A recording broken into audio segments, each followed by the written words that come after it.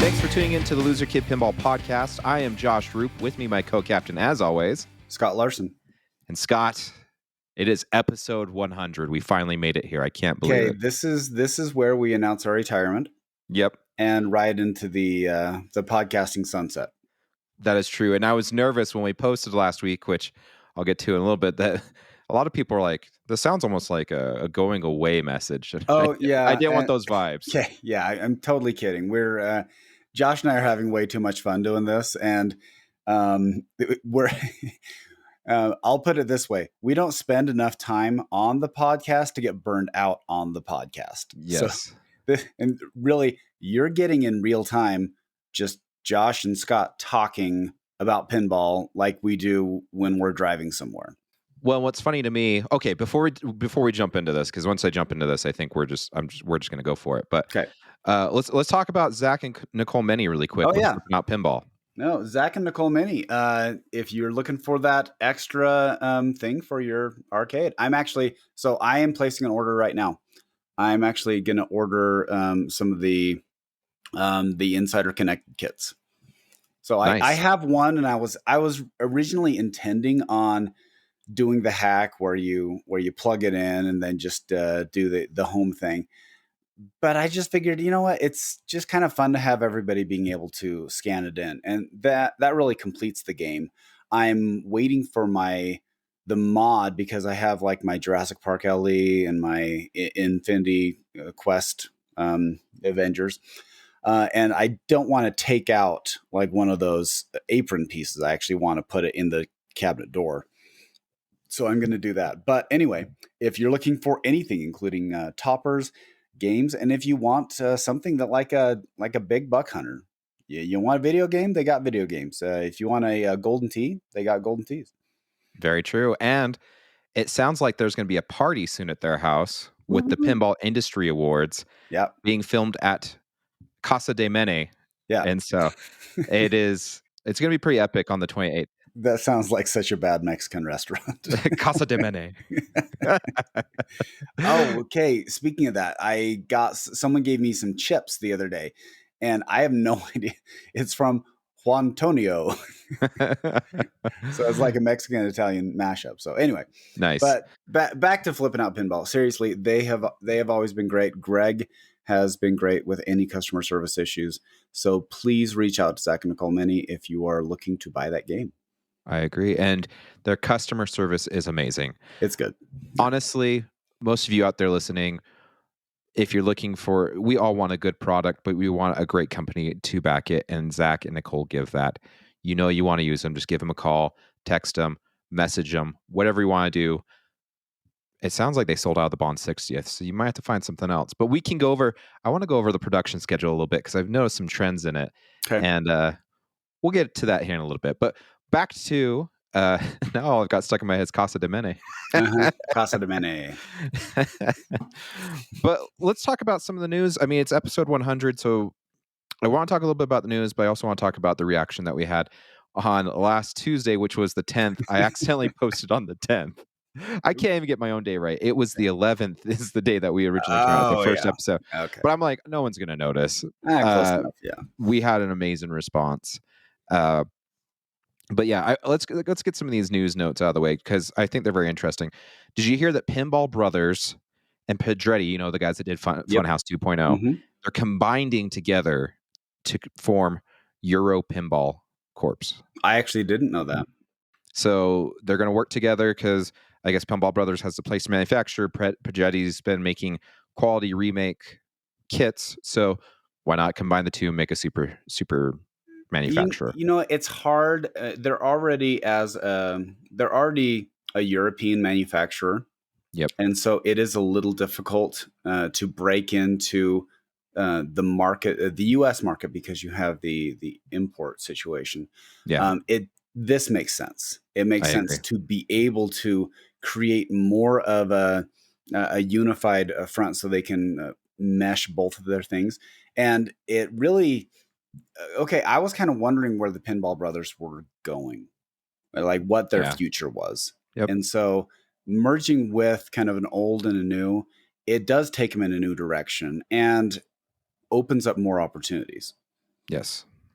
And I think that this will, I don't know. I agree with everything you said. I don't know if there's much more to say other than that. I think it's a good move.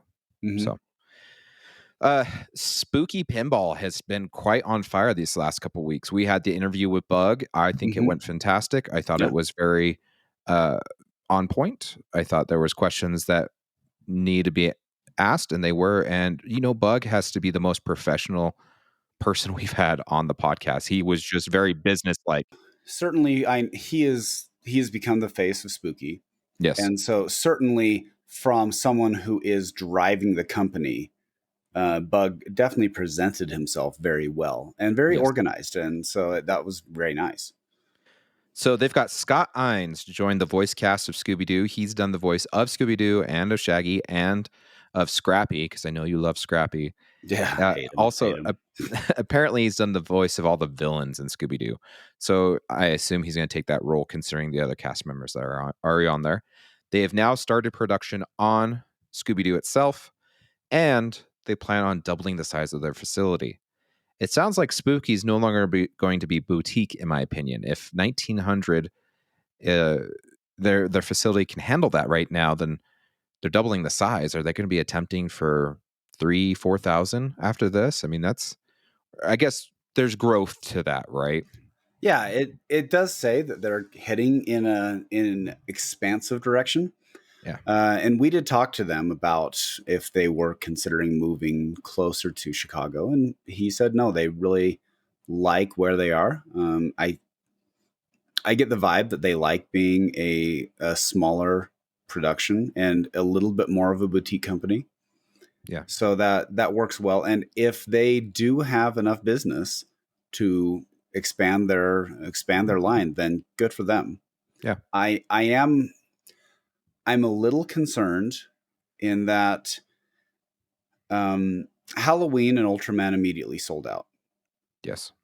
Scooby Doo is still available, and that's not a bad thing.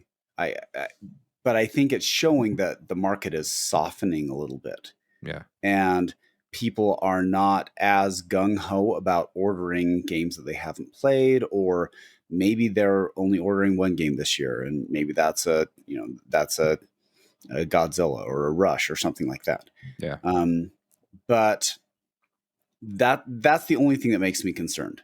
Like, how much investment money do they have to put up to move to a bigger facility? Because we know for Stern to move a few blocks away, it's like $5 million. Yeah. It was not cheap. And the only reason they're moving is because Elk Grove said, "Hey, we want you to stay here in the Yeah, they gave him a town." sweet deal. It was like $2 million up front or something like that to help them move. Yeah, so they certainly helped that. And by the way, I understand that there can be feelings about that, but from a business standpoint, it makes sense for Elk Grove to keep Stern there. Yep. Like, and if you don't think that businesses get special discounts, just ask like what discounts what Amazon got to stay in Seattle, Oh, yeah. or Disneyland gets for their property taxes, or Yeah, but Seattle upped their taxes on Amazon and then was like, "All right, we'll cut you a deal now." So it was yeah, it was like okay, 3 steps forward, 1 step back for them. that's okay. Jeff Bezos can afford it, but Yeah. yeah. So that's a good thing. I'm cautiously optimistic because I hope that they're able to maintain the business to, I guess, to sell and to justify it. That's what I mean. To justify the bigger facility. Congrats, Spooky. It sounds like you guys are doing better than half the manufacturer out there. I'd even say maybe more than that. So, Yeah, uh, in disc winners, if you don't want spoilers, skip ahead about 5 minutes. yeah. No, we'll say that. If you did not watch In Disc, it was amazing. I'd highly recommend going back and watching those finals. Did you get to watch any of this, Scott? I didn't because I was running around. However, we have a group chat with the Triple Drain guys, and we were going back and forth because we know Neil and Travis were there, and so it was great to get some updates from them because they were competing in the tournament. So I want to shout out to Ron Howlett Jr. He took second in classics, lost just to Andy Rosa, which Andy Rosa is Yeah, amazing. he's a machine. Yeah, he is a machine. Classics, 1 was Jason Zoller. Classics 2, Keith Elwin. The main open itself, it came down to Keith Elwin, Escher Lefkoff, Jason Zoller, and our own, well, not our own, we're claiming him as our third host, Travis Murray. And it was amazing. It was insane.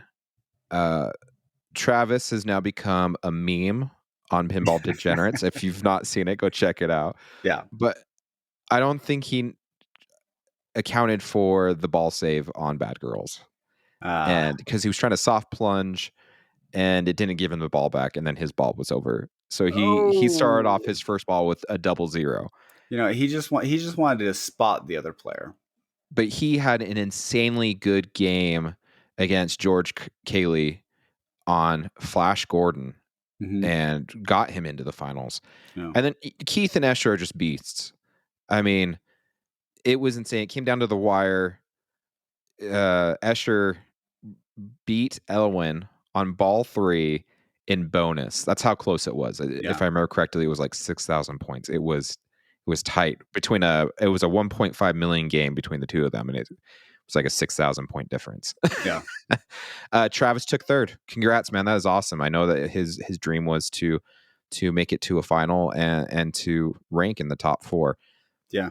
Dude, it's amazing. I was playing Jurassic Park today, and I barely got to 3 dinosaurs. So, yeah. And then congrats to Cayley. He went on ball 3 against Keith Elwin on Alien Poker on high stakes. That was $15,000.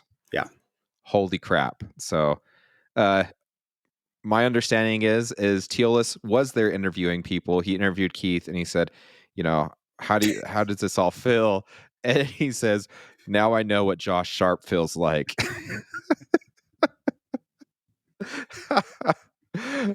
That has got to be the best line I've heard. Yeah, it's awesome. Okay, to be fair, I would love to have that feeling to know I took second in a tournament. Yeah, only Keith Elwin would be like, yeah, it's a notch down, right?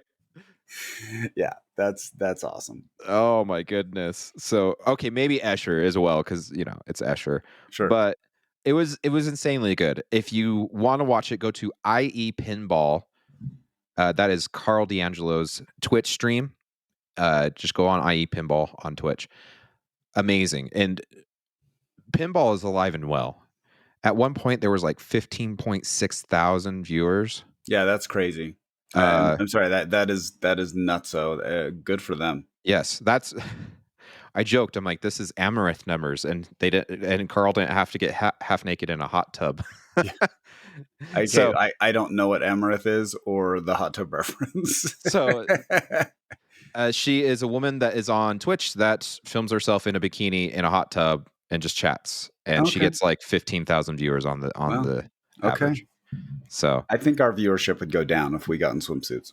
Maybe. I think so. I know that Marty and Jeff did it on one of their podcasts. Maybe we can do it in podcast form like they did. Podcast form, right. Yeah. And then also congratulations to Ashley Weaver, who won the women's comp of NDisc. That is amazing. Yeah, it's basically becoming the... is there really any competition that matches it right now? Not right now, no. Yeah, not right now. It's taken over the Super Bowl of pinball. Yep. And you could argue TPF has a great tournament, but I would say the NDisc, that's where the elite go to play. Someone had pitched the idea that Rob Burke of Pinball Expo just opened up his own pinball place there in Ohio, and it's got 1,300 machines, if I remember correctly. Wow. It's got an insane amount of machines, and that should be the new quote-unquote Pinburg location. I'm not opposed to that. I think it's a good idea. Hey, more pinball is always good, right? Yeah. I doubt Burke would be opposed to that either, man. So right. Profit early. Get on top of it. Get it done. Who else? I guess Bowen Kearns used to do with Pittsburgh or Pinburg, right? I'm trying to think who else he put it on. Doug. That's been on the show. Yeah. Yeah, it was Doug. Yeah, Doug. Okay, I'm going to go on a random side tangent really quick. Okay. This weekend, I tried Justolepa. Have you tried this? Did you just have a seizure? Juustoleipä is a Finnish word. It's from Finland. It Okay. is a cheese that you fry up. It's got a high melting point, so it doesn't melt on you, but Hmm. it just crisp on the outside, nice and gooey on the inside. We Okay. had some here in Utah. I guess there's an artisan cheese place in Midway/Heber. You have to get yourself some Juustoleipä. Anyone out there listening? I'm sorry, it changed my life. If you like cheese, It changed your it's life. yeah, dude. Juustoleipä The is where only it's at. the, Like the only time it changes your life is if you have a heart attack after eating all that saturated. Actually, I don't know. Is cheese saturated? I don't know. I'm just a I doctor. don't I know. don't know. Just isn't that your expertise? Don't you ask the doctor while you're doing the anesthesia when he's doing heart surgery? Like, is I'm that not from a cheese saturated connoisseur. fat? Yeah. No, Oh, I okay. the only thing I am a cheese snob and I hate American cheese. Okay. Like Well, it's literally time. hate It's it. time to get some. This is Finnish Okay. cheese, so get To some level up. Juustoleipä. Okay. It's just the way it sounds, but it starts with a J. Apparently, the J is silent, so just Juustoleipä. Okay.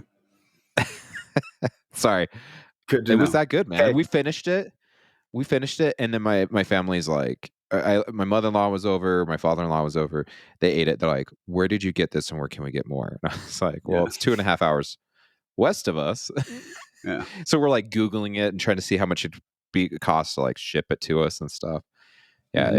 it's definitely worth it. If you're in a bigger city, totally worth it. So Okay. Did you also hear that the 007 topper is not really exclusive compared to the or for Bond 60 like it was advertised?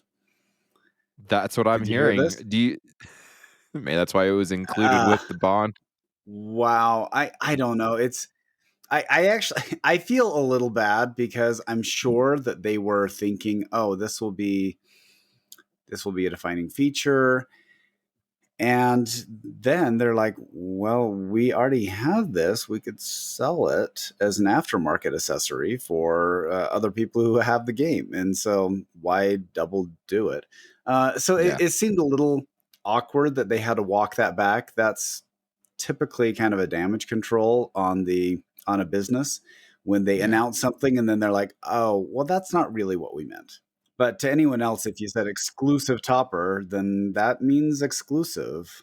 But But they never said exclusive to Bond 60th. They just said it includes Topper. no, no, that wasn't the feature.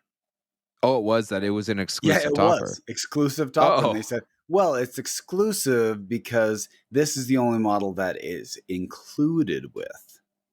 it's exclusive to Stern, so it's Well, it's no one else can exclusive sell it. to it's yeah. I don't know. It just seemed a little bit like gymnastics. They're trying to trying to thread that needle. But either way, I feel like there's so many questions that have arisen from this Bond 60th.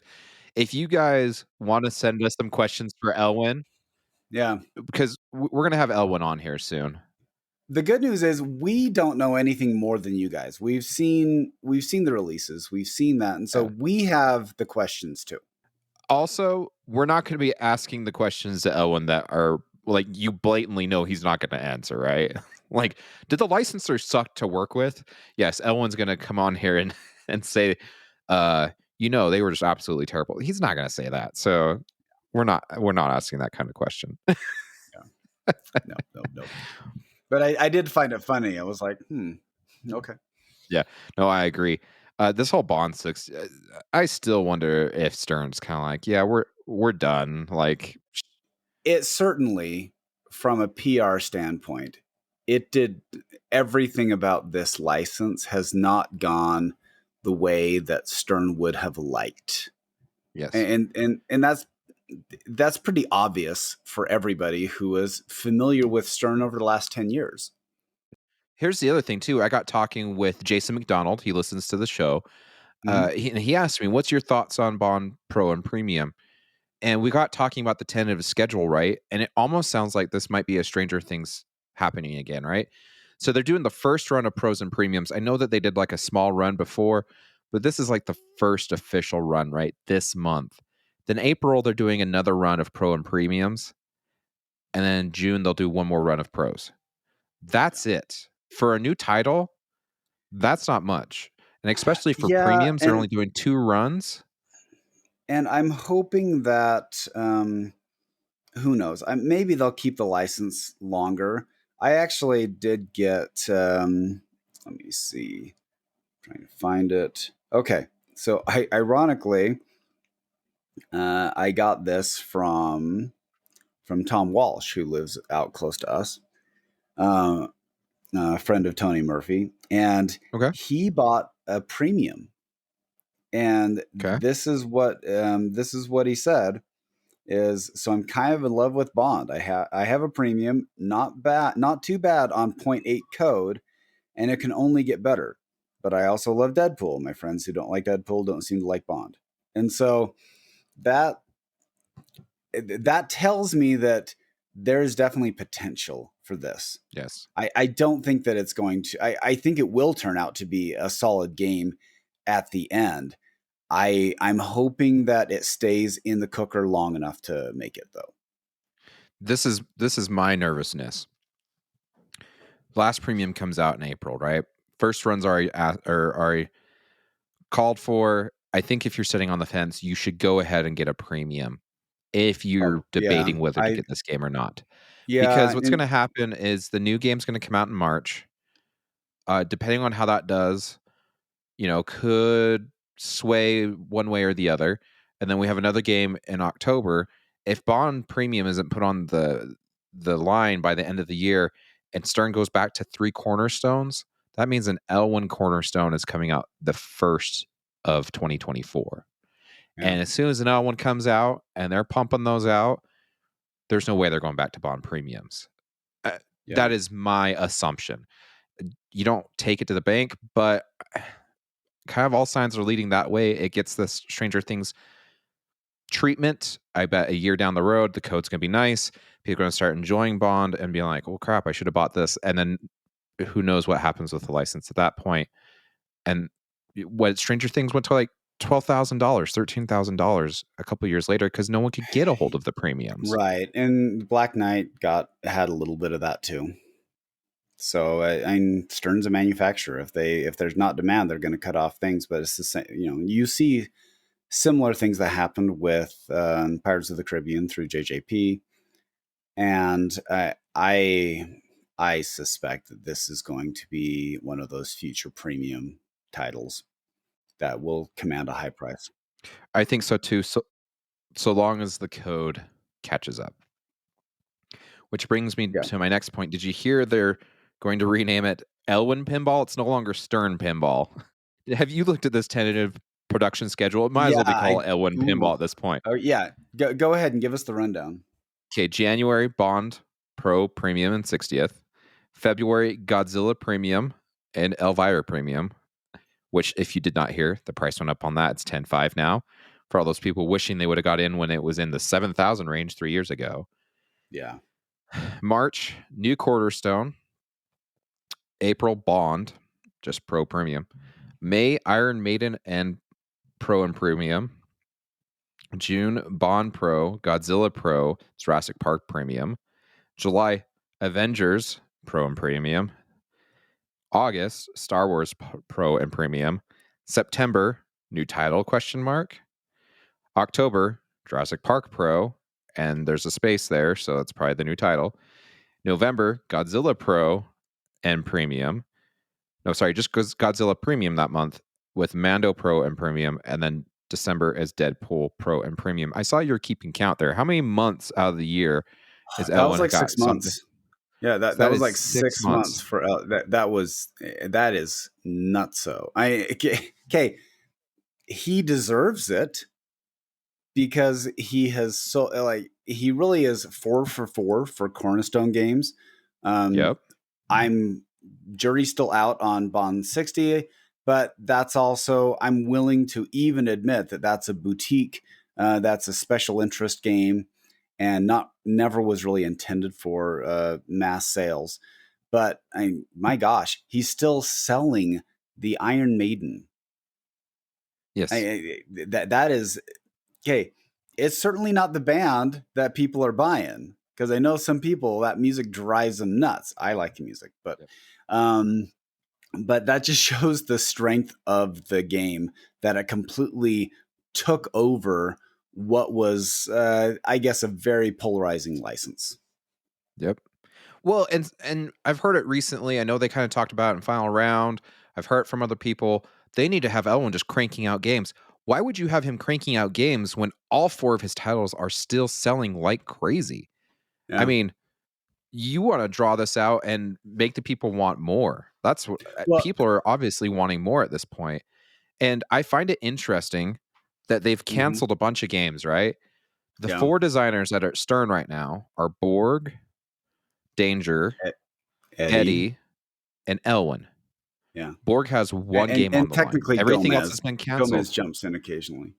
Correct, and sometimes, I mean, I guess we can't. That's the business, right? If you're still selling the Beatles' White Album, you're not going to cap it. True, but my point being is Borg has one game on the line. It's Mando. No, sorry, Well, sorry. no. Eddie just has Mando Eddie on. has one game. Granted, he's only made 2 games for Stern. Stranger Things, that was a challenging one just because it was, sadly, I think it was cut short, because it's very similar layout to Attack from Mars. And it took a while for everything to come through. Yeah. The lighting kit was afterwards, and that was the first time they offered something that was, I mean, that was a big impact piece, but there were people who felt strongly that that should have been included, which, yeah, probably should have been. But they were certainly hesitant to raise prices. So it seemed like that was the inflection point when they said, we want to put more features in the game, but we can't afford it under the current build of material. Yeah. So if you want to get a full feature game, you have to buy it aftermarket to put it in. So I do feel bad for Stranger Things that it did not get the run it should have. So Eddie only has Mando. Borg, who's been Mm-hmm. there since Data East, only has Rush on the line. Yeah. Or that they Well, haven't canceled. It's not even on the line this next year. well, I canceled, retired. And Danger oh, doesn't have a game. They've already canceled Jurassic Park Home Pin. yeah, which I find interesting, because the 3 home pins they have, at least the 2, the Jurassic Park Home Edition and the Star Wars Home Edition, they're actually very solid games. Yes, they are not going to have the depth of a Cornerstone game in code and rules, but they are fun to flip. And so it Yeah. does surprise me that they are not going to continue to make Jack's game, because I was pleasantly surprised by it. Yeah. Same here. Because it's because you're like, well, there's the Elwin game, which is the top 10 game, and then you have the home edition by a new designer. Yeah. And to Jack's credit, he really produced a solid game. But my point being is you look at this list, this is one way that they're combating the recession. Is Yeah, you're cutting titles that aren't selling as well, and you're stuffing your lineup with greatest hits, right? sure. And your greatest hits right now are Elwin's. Seriously, outside of Elwin and new titles, you Hmm. have Elvira, which is Lyman Sheet's last game for Stern, and that makes sense because it's people love Elvira. I don't know how it's still selling at a higher price than everything else, but it's still selling. Hmm. Then Star Wars, because it's freaking Star Wars. Do I have Hmm. to have any other explanation outside of that? Yeah. Mando Pro and Deadpool. Hmm. Well, Pro and Premium. I mean, you've got 4 different titles over the next year that aren't Elwin besides new titles, Hmm. which we don't know, but the rumors are Eddie and Danger. So, Yeah.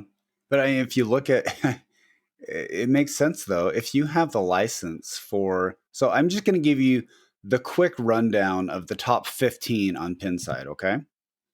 So okay. let's just see how many of these pop up in the manufacturing schedule. Number 1, Godzilla. Okay, done. Okay. 2, Medieval Madness. Okay, not Stern. 3, Jurassic Park. Okay, same designer. Nice. 4, Okay, Attack from pause for Mars. 2 Okay, seconds. okay. Yeah, but CGC needs to run. They said they were doing Medieval Madness this month, and They that was a should, yeah. year and a half ago. Come on, guys.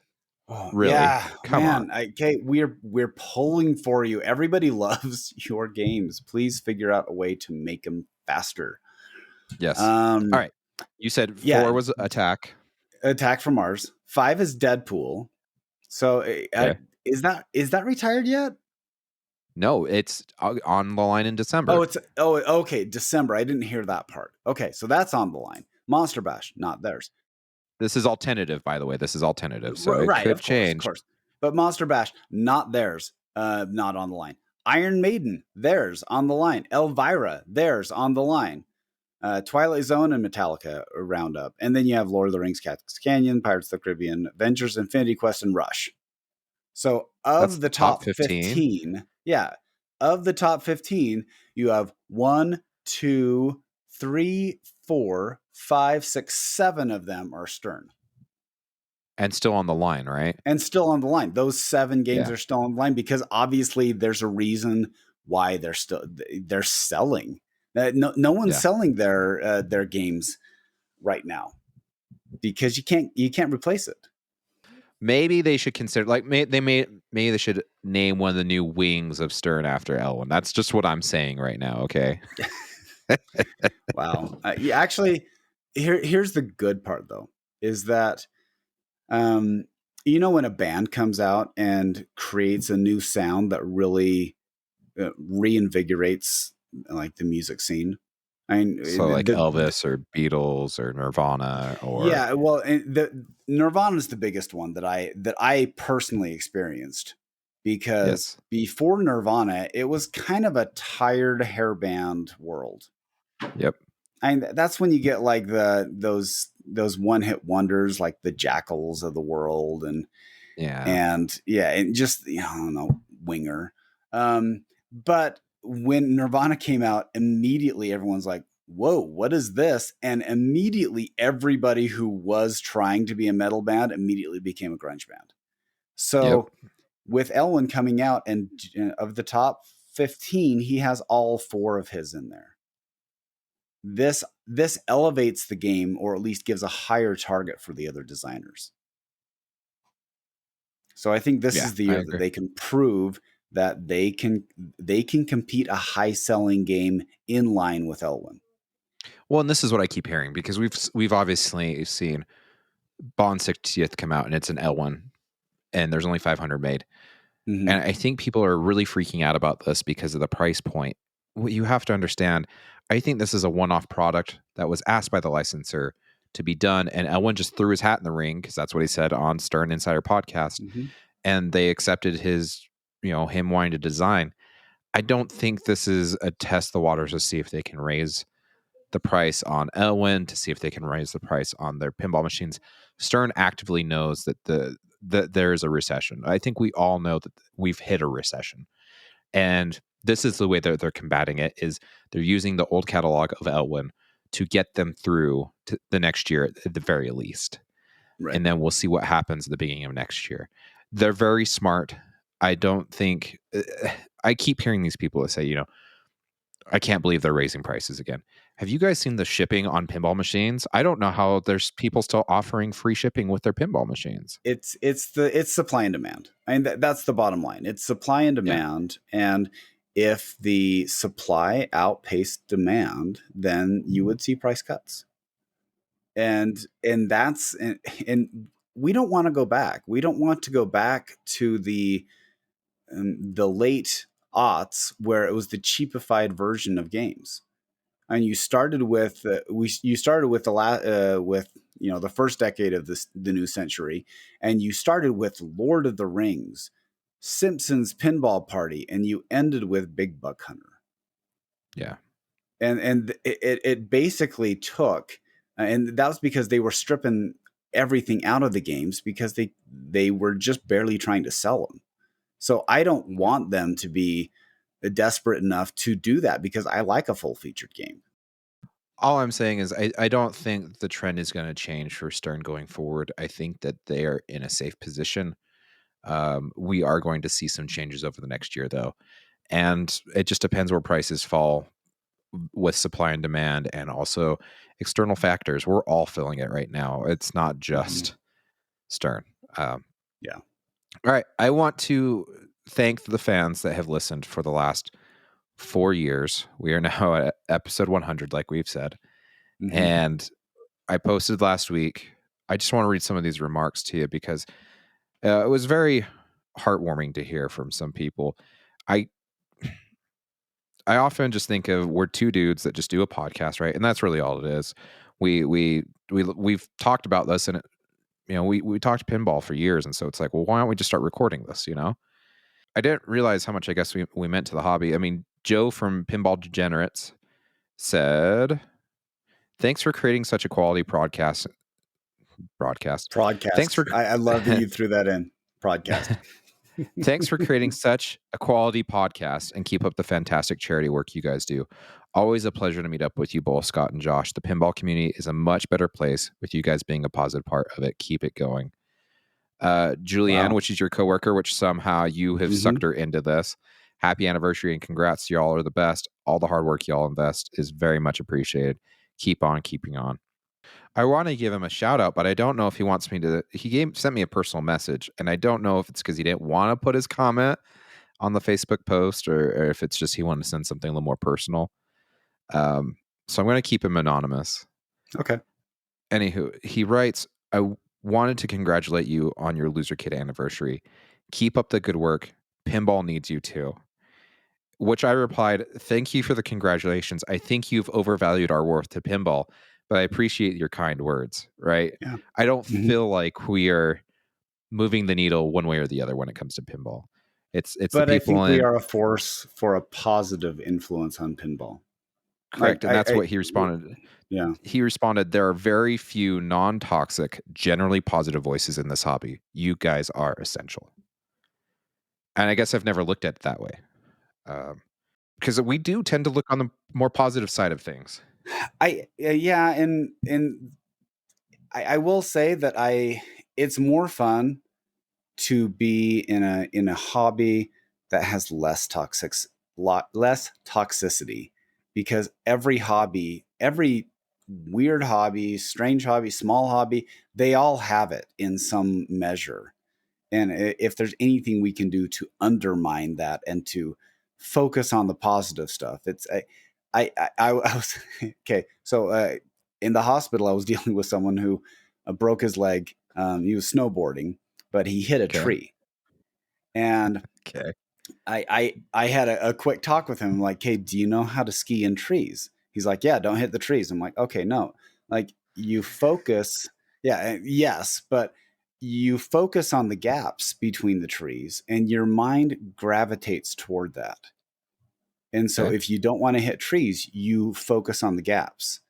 And I would argue the same thing. If you don't want to see the negativity in a hobby, or at least dwell on it, and you can be aware it's there, but Yeah. don't focus on that aspect. Focus on other aspects that actually make you want to do the hobby more, to buy more, to be more involved. And I'm glad that that comes across, because that definitely has been something we've tried to do. Yes. When I first got in the hobby 9 years ago, it's been a while now. It was the exact same complaints as what we're having now. Oh yeah, it never It was changes. price. It was price, Hmm. and don't get me wrong, I'm feeling the hurt on the price. Yeah, I'm right there with you guys. But yeah, I mean, people were complaining at $2,000 fishtails yeah. and $2,100 shadows, and it just if we could, we'd all have the collection of our dreams, right? Yeah. If price wasn't a problem and space wasn't a problem, we'd own them all. I think that's the thing, though, is you've got to find happiness in the part of the pinball that you want. Focus on the gaps, like you said, Scott. Right. And sadly, if pinball's making you sad, find something else. Yeah. I hate to say that, but if that's not bringing you joy, as the decluttering person says, then find something that does. But I will argue that there are aspects of the hobby, even with all its warts, that are fun and inclusive and available for all. And I feel like this is the first year that I've felt content in pinball as well. I've always been nervous of What do like you mean by that? uh, uh, FOMO, right? Like Okay. I've always got to get the next pinball machine. I'm missing out on this. I'm not doing that, and I just yeah, it stinks that like it feels like there's no. I'm not excited for Venom just based off of the theme, right?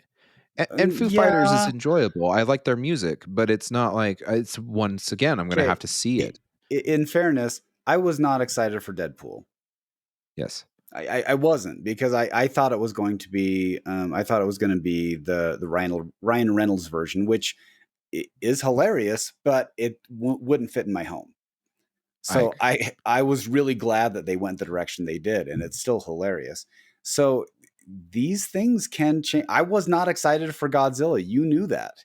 I was Yeah, like, Godzilla as a theme. Are you kidding me? I'm not going to buy this. And then after I saw it, I'm like, oh, okay, put me down for a premium. yeah. And I wish I bought the LE that I thought I was this close to buying the LE. So right now for the next year, I'm not planning on buying any pinball. Doesn't mean that'll change. Doesn't mean Right. I'll Venom will come out and be like, wow, Eddie just killed it, Yeah. or Danger just slayed it with Foo Fighters. Uh, but right now I'm content for the next year. I'm like, you know what? That's fine. If that's what it takes to, then so be it. Where I used to be like, no, I need to know what the next game is. I need to know what's going on. No, I'm completely happy and content where I'm at right now in pinball, and it's very peaceful. Yeah. No, it's good. Namaste. Our friends Ron and Bruce over at Slam Tilt Podcast want to say, hey, one more year and you guys can start making comments about pinball. Love you, Dave. Dave Fix. So there was plenty of comments. We thank all those that have reached out and that we've made friends with. It's been awesome. I'm glad that you feel, and I've said this before, podcasts there's always a third chair, and the person Yeah. listening is in that third chair. And Yep. if we're doing it right, then I'm hoping we say something and they want to chime in to the conversation and say, Yep. well, I'm looking forward to this, or I like this. Okay, good. That tells me I'm doing something, that we are doing something right by allowing people to feel that they're part of the conversation. I do have one complaint though, actually. It just hit me. About me? No, Okay. about Okay. I was watching the ad for Twippies and they showed everyone at Texas Pinball Festival last year that helped host and gave out awards except for us. What the crap? Yeah. What are we, chop liver, Will? We just had you on the show like a month and a half ago, dude. No, it's okay. It's okay. We don't want to steal the thunder. So, Yeah, but exactly. sadly, we actually can't make it this year. So, yeah, I feel bad about that. But Twippy's still up. Please go and vote for your favorite everything in it. Actually, by time we post this, it'll be today's the last day. So Okay. Well, then you know what? Sorry, if you didn't order, then or if you didn't rank us, then you're dead to me. So. forget that. If you're a judge for the Pinball Industry Awards and you are looking for the podcast in excellence, look no further. Yeah, Right. I already turned in my ballot on that one. So I thought we were supposed to like grease some hands. Aren't we supposed to know the judges so we can like, what is this like? You can't buy votes if I don't know who the judges are, right? Like this is the. Yeah, no, it's all good. Nah, I'm joking. But it's been an awesome 4 years. Thanks everyone that's tuned in. We have an interview for you coming up. We're excited about this. This gentleman, I feel like, is the voice of your Bally Williams 90s. As soon as we introduce him, you will know exactly who we're talking about. And we went kind of a different approach. We usually just do the interview, right? And with Mm-hmm. this being the 100th episode, we wanted to kind of talk a little bit and then do the interview. Without further ado, but right now we have a gentleman that is, I would say, infamous and legendary in the pinball hobby. He has some of the most iconic games that he's worked on, like Twilight Zone, Medieval Madness, Attack from Mars, and even recently Elvira's House of Horrors and Deadpool. You know him as Mr. Boom Shakalaka. This is Tim Kitzrow. How you doing, Tim? Welcome to NBA Jam Tournament Edition with Loser Kid. KaBoom! Hey, man. Hey, you said infamous? Am I infamous also? Yeah, man. What's the infamy, man? Did I do something? I don't know. I just Uh, I'm using catchy words, right? Yeah, I like that. He's infamous for his role as Rod Serling in The Twilight Zone. You mentioned Medieval Madness. Oddly enough, I did not do that one. I think that actually Tina Fey is in that one too. Yes. She did that, but yeah, I started out at Williams all those years ago, and the Twilight Zone was second or third up. I forget, but I know that my first game got me into this whole industry was Gilligan's Island doing The Millionaire. Gilligan, maybe we could bribe Kona. Oh, lovey, and that was it. Man, the rest That's was history. awesome. It's been fun to see that game at some of the shows this year. I just saw it down in Houston and a couple other places. It's one of the harder to find games. People that find it love it. It's a good game. I got to ask though. So I was looking kind of up your resume, and it said that you were classically trained in acting first. How did you go from classically trained acting to video games with Bally Williams and, well, I guess Bally Williams WMS?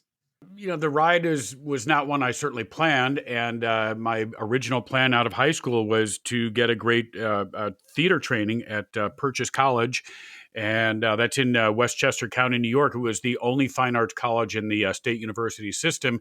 So basically, you were getting a conservatory training like Juilliard or NYU, but for like $1,200 because it was a state school. But you had, when I first was setting out there, I thought, oh, well, it's a state school, so I just apply and get in. But no, it was an audition with 600 people. They chose 30.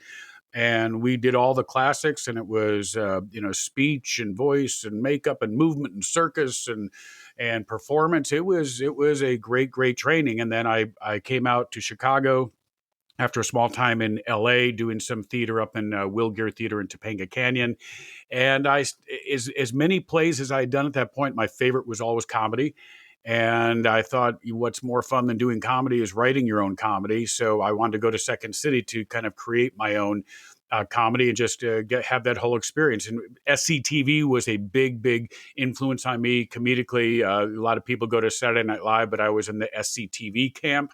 Of course, John Candy, Flaherty, Catherine O'Hare, Eugene Levy, like Rick Moranis, just an unbelievable cast. And I don't think they ever got enough credit. But that was, in the end, was like, well, I'm doing what they're doing. I'm going to Second City. That's where I'm going to get my training. So I came out to Chicago and then do what every other actor does, wait tables and go to these stupid auditions for a Bud Light commercial or some other stuff. And I was in a little weekend band because I always played drums, never wanted to stop playing drums just because I was waiting tables and pursuing acting. And in that band was a gentleman who worked at the Williams Pinball Company, and his job, as all the musicians out there, their job is to do everything for basically producer. They put all the music in the games, they compose the music, they hire the talent, they write the script, they record it, they edit it. Today there's like 5 guys who do those jobs generally, well, especially in video games, not so much in pinball. Pinball still is pretty much a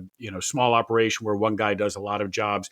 But he said, hey, you're a pretty clever guy, you're out of Second City, we need a voice for Gilligan's Island. And as I said, I was able to pull that off. And then they said, hey, we're looking for Rod Serling. You think you could do that? And I was like, you're traveling through another dimension, a dimension not only of sight, a dimension of sound.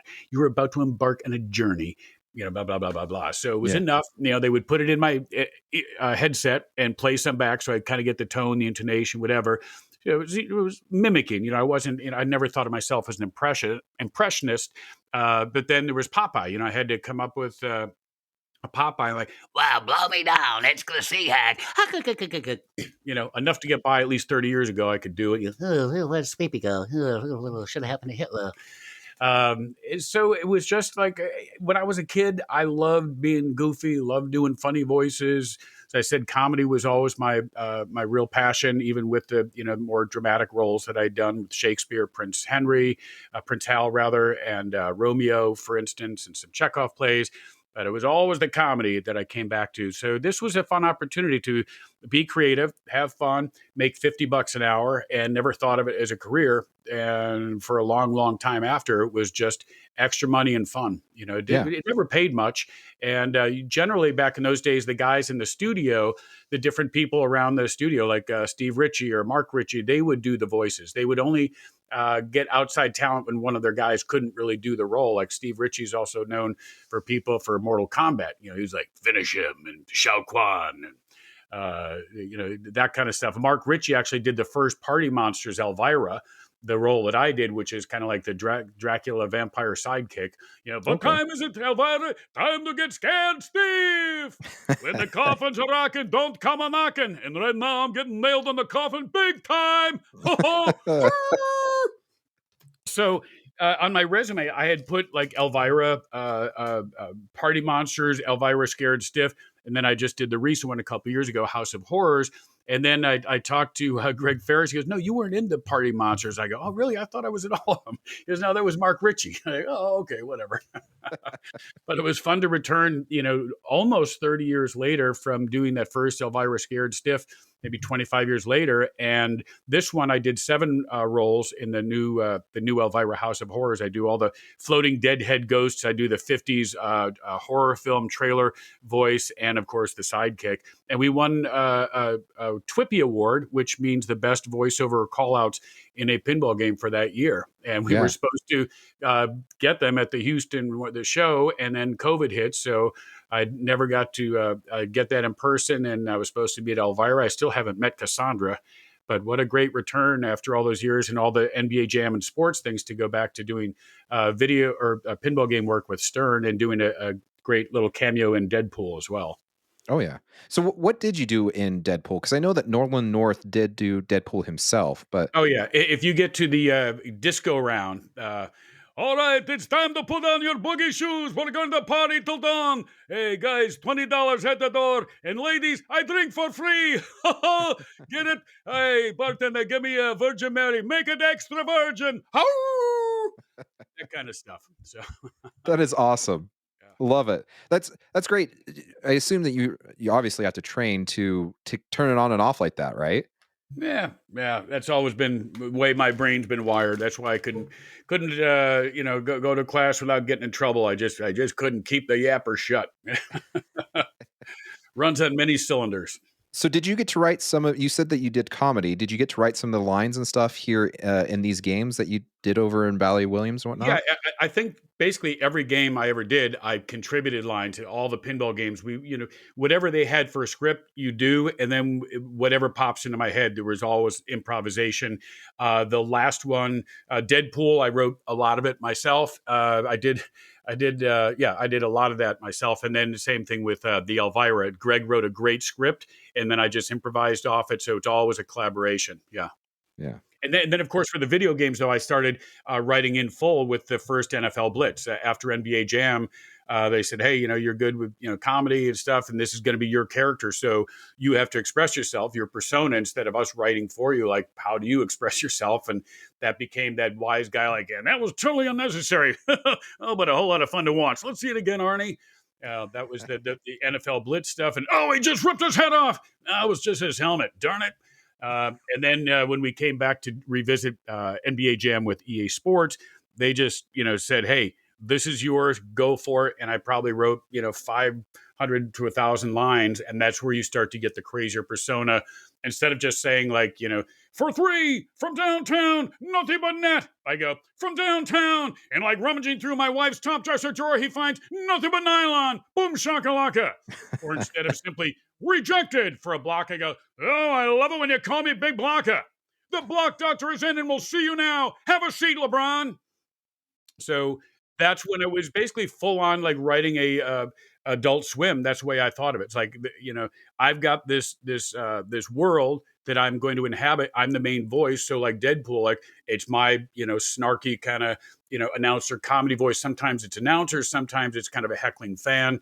And it just became my, my signature style, which I also have now crossed over into working with NBA teams where they will send me highlights and I will just, put together a voiceover for the highlights, and then they played on their Jumbotron and social media. I worked with the Golden State Warriors for 2 years during their finals championships, and I would do a roundup of every series, a playoff series, and then the finals. And, what does Steph Curry have for breakfast? Snap, crackle, pop, nice crisp threes. Make him a part of your balanced NBA diet. KaBoom! What's for dinner? Curry surprise. It's fast, easy to make, and a real crowd pleaser. He's on fire. How do you like your curry? I like mine on fuego.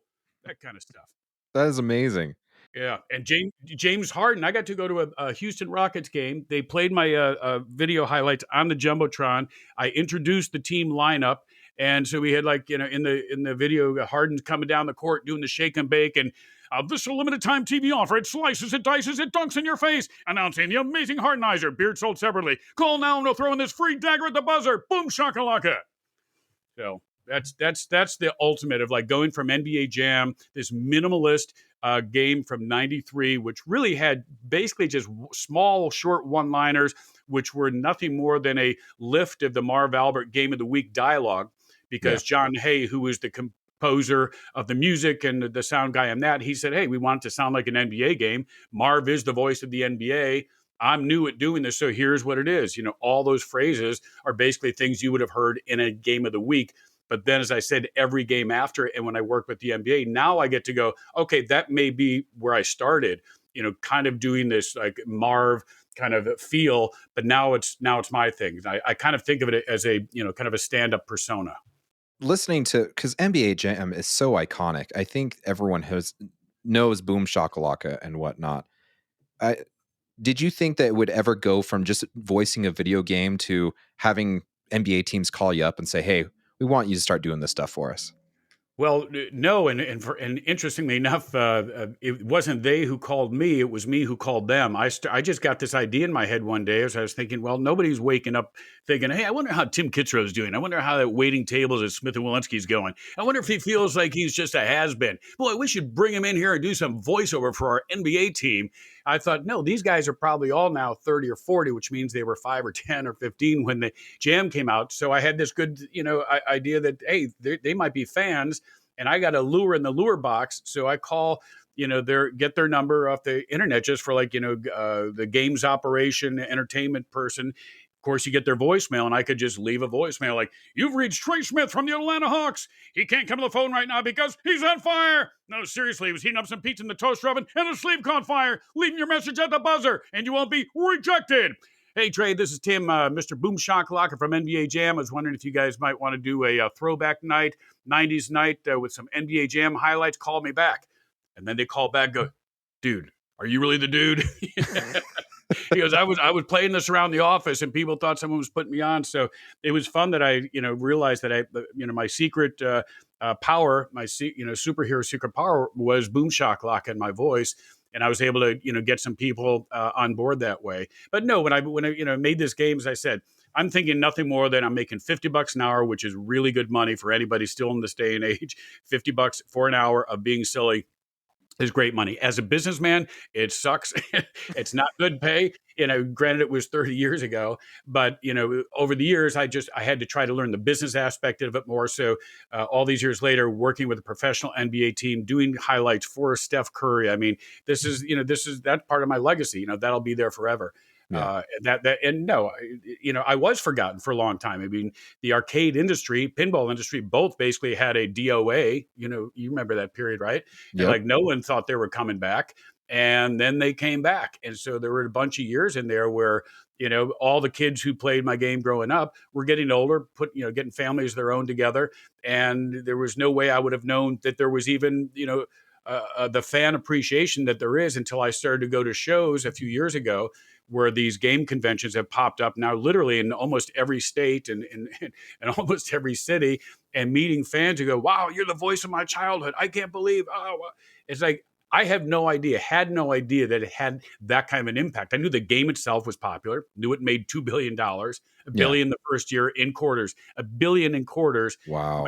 When Jurassic Park that same year, selling tickets probably back then for about $8 to $10, they made 600 million worldwide, and we make 400 million more than Jurassic Park quarter by quarter. So I knew all that stuff. So it was kind of depressing. Like, I'm waiting tables again early 2000s, and going, oh, well, that was fun. That whole thing's over. Now sports games are all sim games. So they go to broadcasters. They go to ABC, ESPN broadcasters. I'm known for my style, which is arcade style. So I thought it was done and over. And so to have this resurgence, and I did a remake of Mutant Football League a few years ago. We're working on another version now. That's a remake of a 93 classic Mutant Football League. And I've got all these opportunities, I said, in different fields with ESPN. I've done some stuff for them. I did some highlights on Sports Center. And working with the NBA teams, I've got a few new games to go. So it's almost like this second life, 25, 30 years later is really unexpected. I assume that you enjoyed playing games and stuff like that too while you're... Nope. It was, there's a weird period of time, my generation, growing up, going to college, where there were, only a handful of the games were out that you'd see: Space Invaders and Pac-Man, whatever. But those quarters were really hard to come by. And I had a job at school that paid about $15 for 8 hours, and so to take those quarters and not spend them on beer, and to, if I sit down at Pac-Man, I burn through a couple dollars like that. That's a few beers, especially on 25-cent beer night on Wednesday nights at the pub.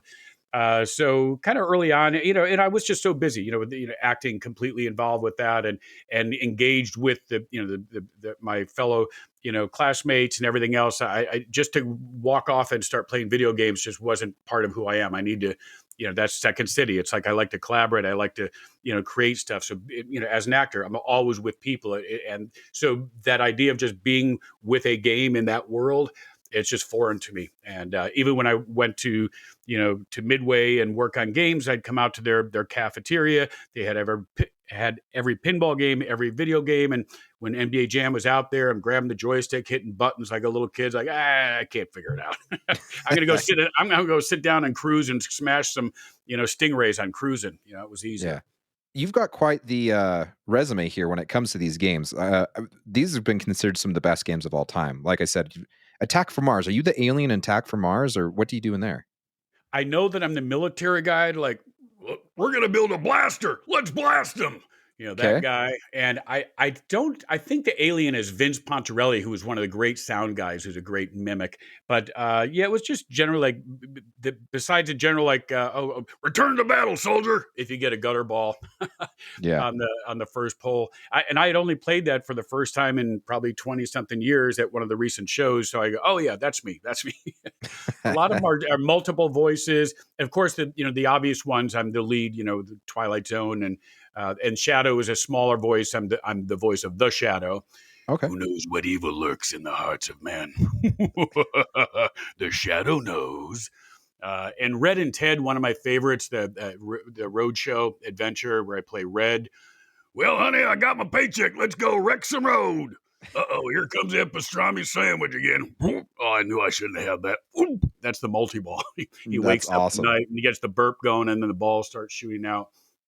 What are some of the others? Well, of course, Who Done It, which is a great one because it's, I'm Nick Spade, the private eye. Like, suddenly, I was back on the case. I took the elevator to the penthouse. I wonder what's down there. That kind of stuff, So that was a great one, and that's one you rarely see, but it's one of my favorites. And then I assume you reprised your role for Revenge for Mars. Yeah, and once again, various in military and et cetera, et cetera. Yeah. You didn't do the Bill Clinton? Well, you know what? I got something to confess here. I don't do a very good Bill Clinton. It starts to turn into Barney Fife in a hurry, Andy. One of my favorite games, which was one of my first games, was World Cup Soccer, and that has got some amazing lines. Make that save, goal! That kind of stuff. Saw that the last couple of games, and everybody goes, "Man, that's a great game." That, and when you're not making shots and all of a sudden it just pops up and says, it looks like you can't control the ball. That's good. It hits too close to home. Who are you in Judge Dredd? Judge Dredd, judge, jury, and executioner. That's me. I'm Judge Dredd. Nice. Are you into sports too? Because it seems like this was like a happy accident, is what Oh I'm yeah, getting from all yeah, this. yeah. I mean, I'm not as hardcore as some people, and people always say, "Hey, you should do, live play-by-play or work with the team, or wouldn't you like to do that? You have such a good voice." No, that's going back to math class. That's just work. Yeah. Like studying every single name, every team, all the nuances, be able to speak. I want to be the class clown who sits in back of the history class and make fun of all the stuff. And so if I'm doing a basketball game, you got a chucker who misses a lot. So he's Chuck's went up from three, like, "Dear Rim, I miss you, love Chuck." That's Yeah. so if I can't have fun with it, I could never get into.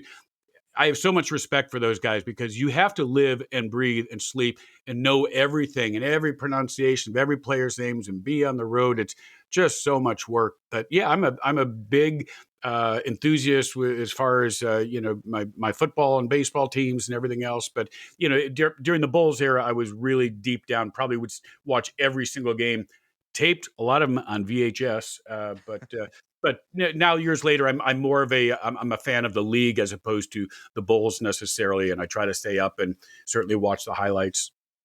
Well, and the Bulls were amazing that time. During that Oh time, my that was God. definitely It's just a gift, for me to be in Chicago, be doing that, to see the game come out in Chicago, all the arcades packed with people playing it. Just fantastic. man. You were living the perfect Chicago life, sitting watching Michael Jordan eating a Yeah. Chicago dog, and Yeah, man. I went to his restaurant a lot of times to watch the playoffs and the finals. He had a great place, Michael Jordan's, with the first giant screen. It was probably 25 feet by 10 feet, but it was made up back then, the early 90s, of like multiple kind of like plasma tiles, like for a scoreboard. yeah. It wasn't one big screen, but it was cool. It was like the biggest, most modern piece of technology in the world to watch the Bulls in a fully packed Michael Jordan bar in downtown Chicago. I was living the life. What brought you back? Because you took kind of a break after Revenge from Mars. You did NBA with Stern, and then it looks Mhm. like you didn't come back till about a decade later to do Deadpool and Elvira. What brought you back? Yeah, I mean, as I said, the industry itself basically died, and luckily all those great guys that the industry is so small that everybody knows everybody. Jersey Jack and every company and Gottlieb. So the guys that I'd worked with out there, of course, Greg Ferris especially. They were in George Gomez, one of the greats, and Lyman Sheets. Fans of mine and casual friends. It was more of it was so many years ago, but they knew exactly like what they wanted, and thank goodness they reached out to me. And when I did the NBA Fast Break or NBA Pinball with Stern somewhere about 10 years ago, I remember they were like still kind of like on the edge, and I remember Gary Stern saying, "Hey, we're just a mom and pop outfit out here trying to survive. We can't afford the big bucks to pay you." I was like, "Hey, man, I used to get $50 an hour. Anything better than that, I'll take it."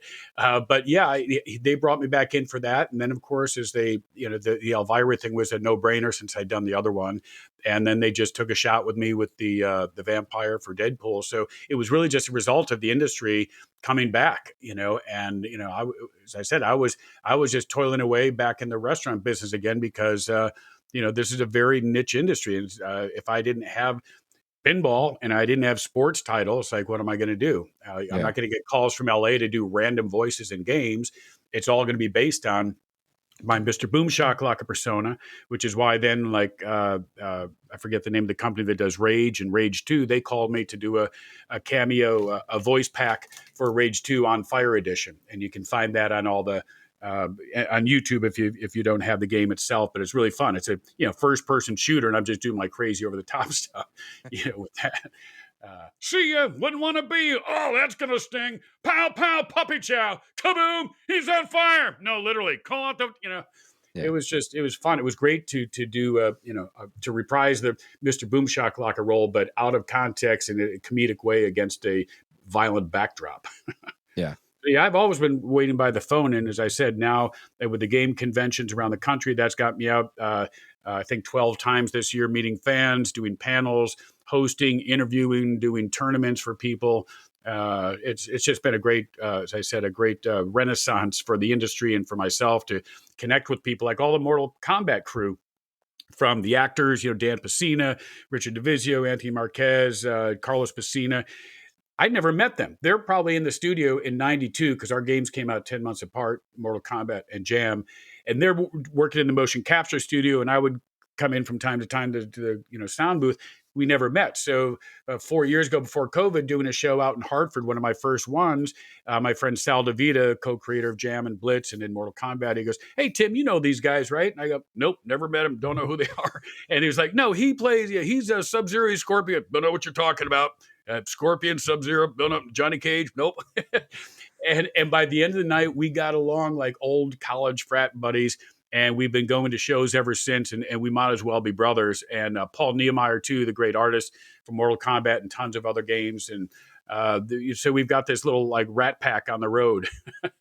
That's And awesome. yeah, this fun idea of like 30 years later, we never met out there, but now we've got what we call our like murderers row, the monsters in the midway. When we go to conventions, we're all together and having fun. And so if you ever see them come to town, any of your listeners come out, you'll definitely have fun with us. Sounds like it. And the big thing right now at those conventions and whatnot are where the voice actors get together and they play out a scene with their voices. Yep. We should pitch that idea to one of these pinball conventions because I think that would go over Oh, amazing. that'd be a lot of fun, and grabs a random different voice actors together and throw scripts. I'd love to hear other people doing reads of famous things that we know, or some of my stuff from me do someone else's stuff. And Yeah. we did that at the Florida Free Play. Ryan McKay did a great job, and Brandon Speck, of like putting together some fun bits of different famous movie scenes and had us read characters. He had really weird commercials for us to read, just playing around, for voiceover. And Warren Davis, the creator of Qbert, is also a very good actor and improviser. So he's provided a lot of fun at these shows too. What's your most favorite role that you've done so far in this? MLB Slugfest, and that's the baseball commentator for the this MLB Slugfest is the sports series. After Blitz, we went to do baseball, and then we did hockey, NHL hits. But baseball, because the pace of the game is slower, and since I'm writing the script, I got to write full on in between pitches, in between any like crazy conversational comedic dialogues. I said that is as close as I'll ever get to writing a Simpsons episode or and it's the world that I created. And with the guy that I brought in, an iconic comedian from Chicago, whose character is Jimmy Shorts.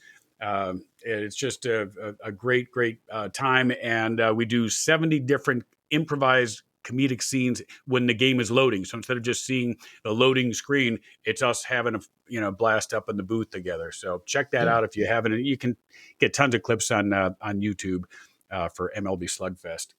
I'll also check that out. What was there any role that you took on that you're like, oh crap, this is a little out of my hands? No, I mean, fortunately, I guess I said with the pinball, we went over most of the roles. It was just, I knew right away, like either I could do it or couldn't. And, even the ones that I had to work a little bit harder at, obviously, when you're trying to take on the mantle of like the Rod Serling, and it had to be approved by his estate, whatever, I didn't kind of realize that the gravitas of like taking that role on. And I also didn't know that they had searched far and wide for a sound alike, and then they came back to me instead of asking me first. It was like, oh, I don't know if he could do that. It was weird. It's like, why didn't you just ask me in the beginning?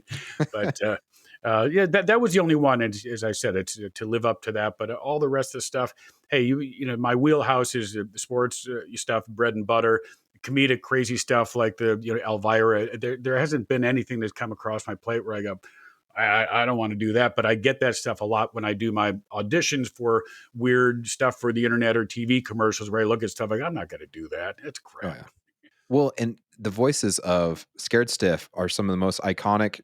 People quote those in the pinball hobby. They're Not wonderful. Huh. So you did Dracula, and did you say you did the heads as well? In the new one, I do all the talking heads like, hey, take another shot at me like that and I'll drop you like a rock lobster, pal. And and as I said, the movie trailer guy, there were so many different voices for that. Like, tonight, announcing, I forget what it was. It's like 50 sci-fi, Once I do these things, I just forget all about them. And I don't play the games very often, if ever.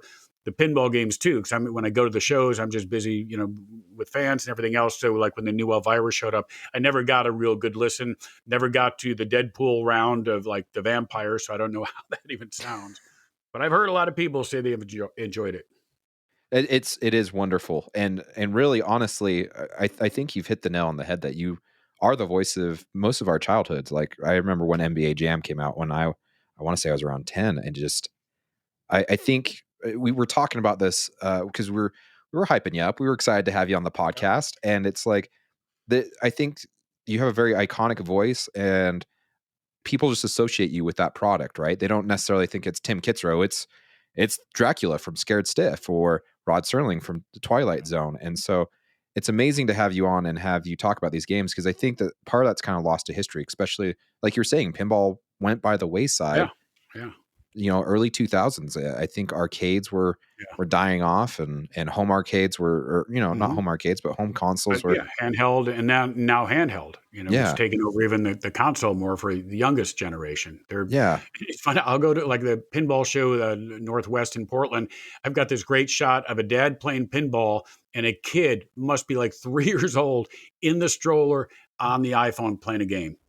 And I'm like, there's the new generation right there. But I tell you that the pinball fans are the best. They are so hardcore, so knowledgeable, so passionate. And I love getting the chance to meet them at shows, especially like the Chicago Pinball Show, the Portland show, like Houston, more pinball centric, because it's such a, really a great small world.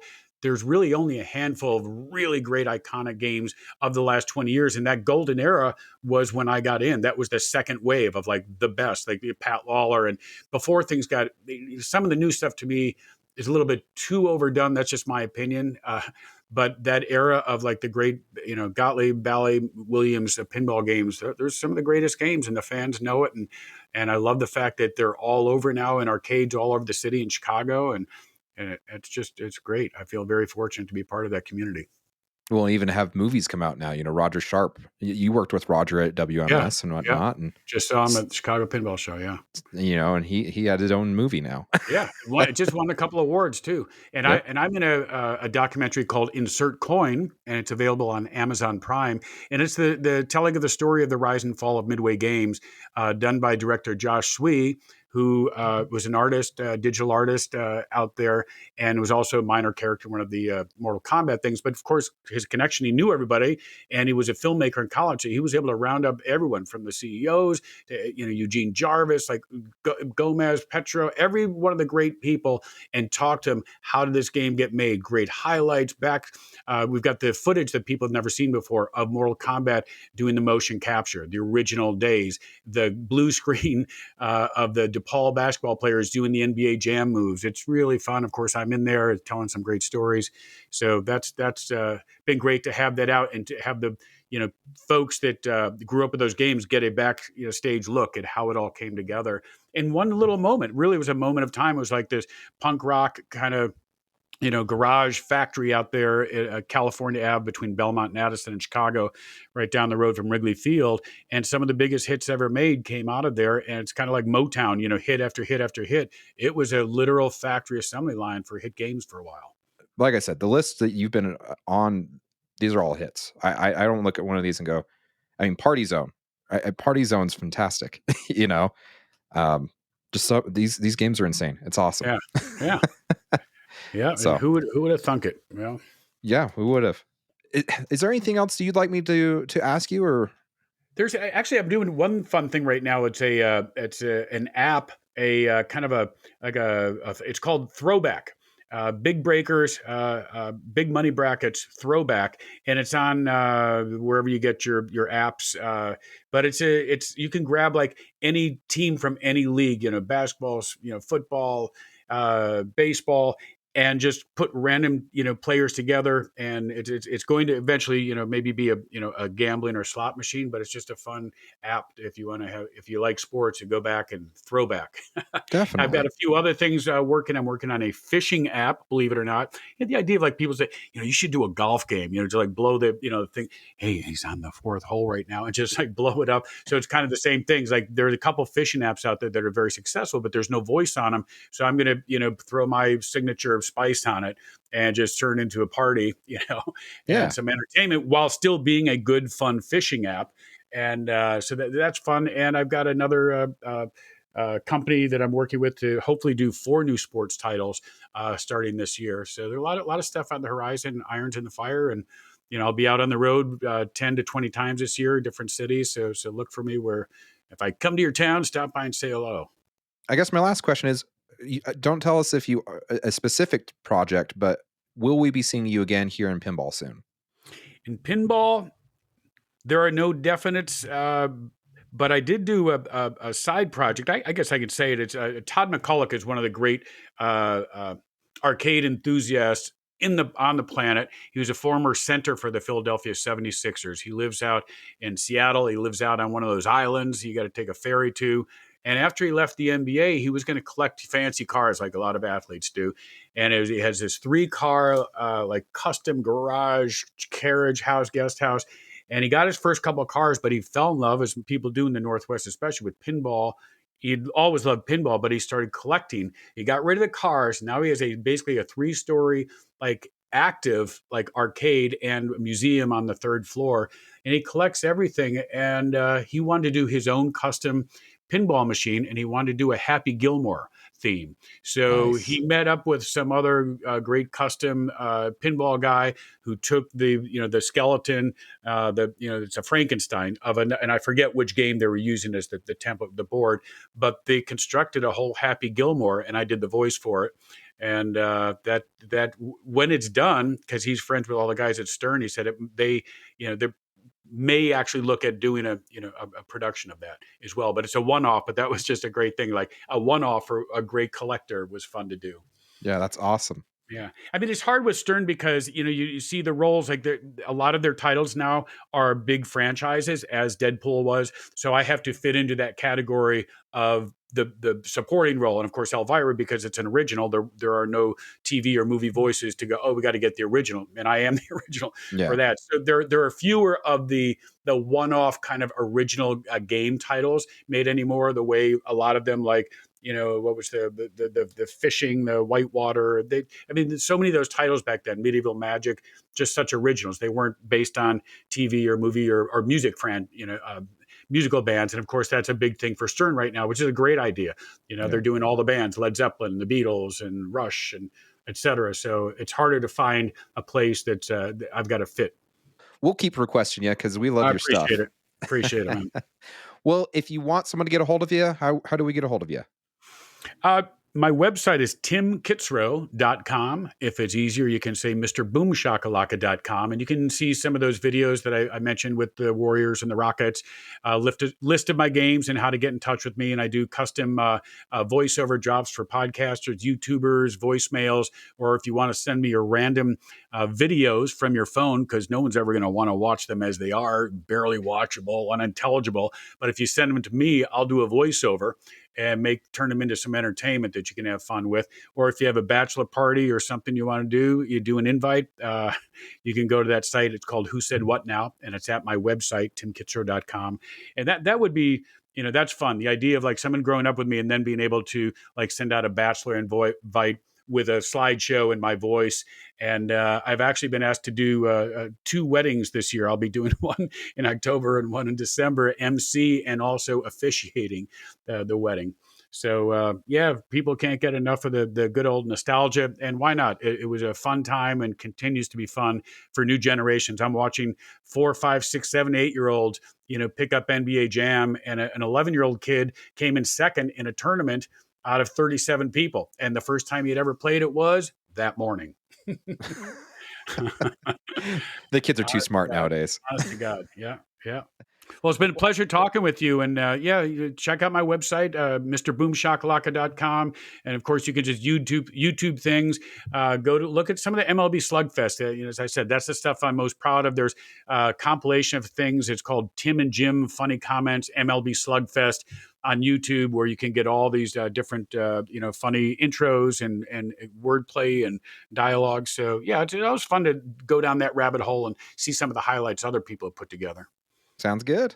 Yeah, well, man. We appreciate you coming on, and thank you for setting aside some time to be with us. Yeah, real pleasure to be here, and love being on your show, and say special hey to all your friends out there. Thanks for playing pinball and keeping the game world alive. If you want to get a hold of us, we are loserkidpinballpodcast@gmail.com. If you want to get a hold of us on the socials at Facebook, Twitter, Twitch, and Instagram @loserkidpinball. We are just wrapping up our 100th episode. This is nuts. You got anything else for us, Scott? Thanks for everybody who has spent even one episode with us. It means a lot to us. Yes. Oh, before we go, though, you better send some messages to Scott because he's heading off to Guatemala to do his cleft palate and donating his time. Heading out Saturday. I'll be gone a week. So he's going to Guatemala and I'm going to Puerto Rico because it's 15 years that I've been married to my wife. So we will not be here next week, and we will see you in 2 weeks, and hopefully we can line up the interview that we've been trying to line up since, September? Yeah, exactly. Somewhere around there. Yeah. This is where you play the outro. Oh my, king. Oh wait, that's a different episode or a different show. That's a different show. What's the Golden Girls theme? We should just place that here. I was just thinking of Three's Company. Come on, knock on our door. No, but Golden Girls was "Thank you for being a friend." Yes. All right. See you. All right, we'll see you guys in 2 weeks. Bye.